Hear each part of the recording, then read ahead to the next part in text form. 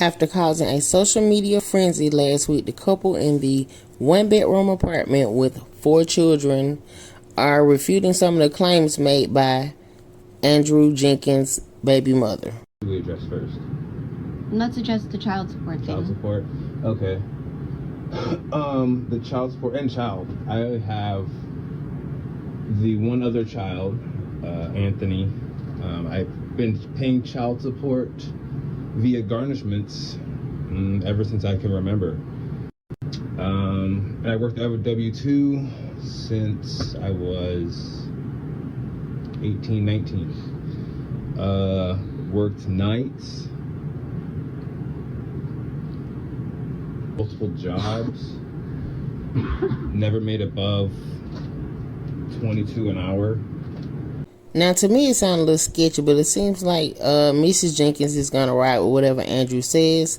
Now, the baby mother came out, and this is what she had to say about the issue.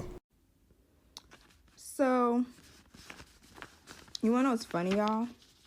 This is the recent affidavit I received, right? So, if you've been paying what you said you've been paying, Andrew, why do they need this?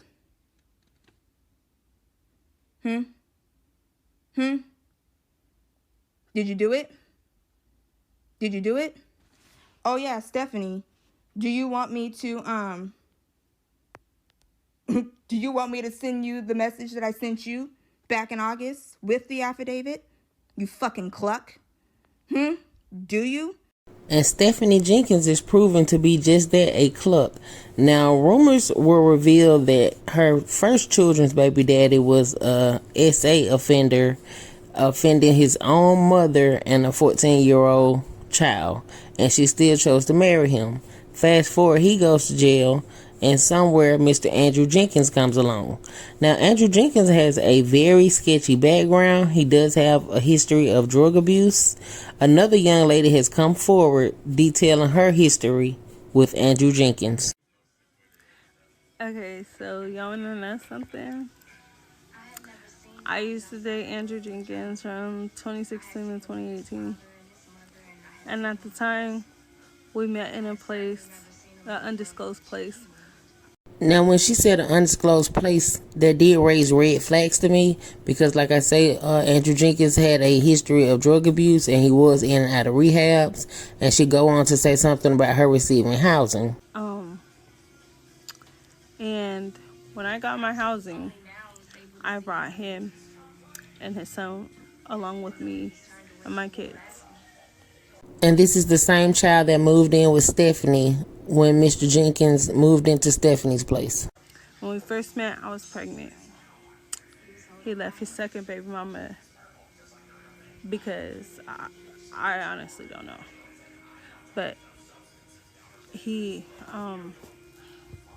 was treating her wrong. Alright, so her video started off kind of slow. She did make a second video that was kind of fast and gave a little bit more detail. Okay, so here's like part 2 of the last post that I posted recently about the Resilient Jenkins and my experience.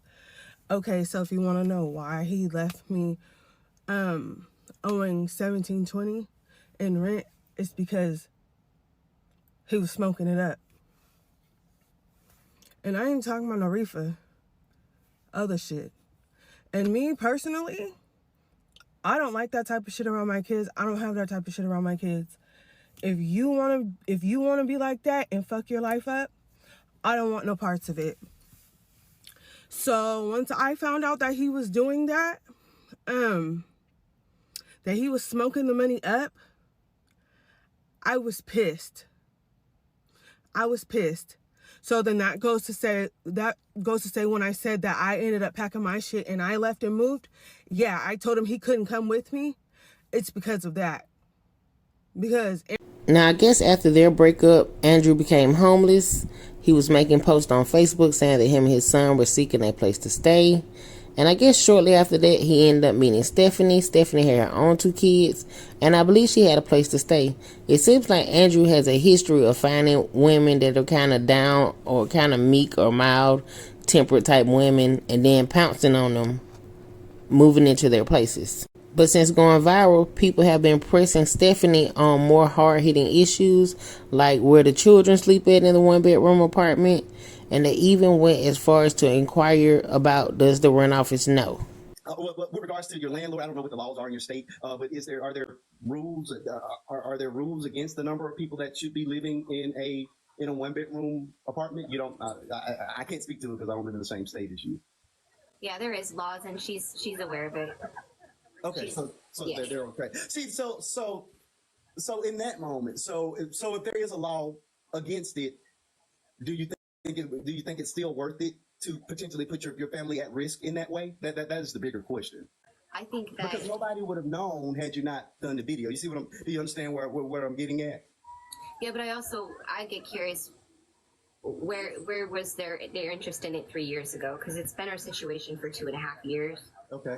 You know, and technically when I moved in with him, we were already over numbers, and it's kind of just we've tried to do what we can, but you know, situation just kept us here. And like I said, the people who could come at us for it already know, and even at school, they're well aware of our living situation. So, and some people still feel like Stephanie is exhibiting an attitude when people are pointing out different situations or scenarios that's going on with them.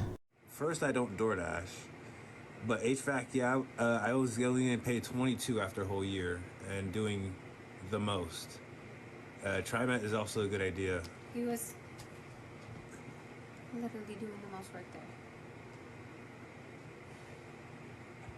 Why don't I DoorDash? DoorDash is like having a W-2.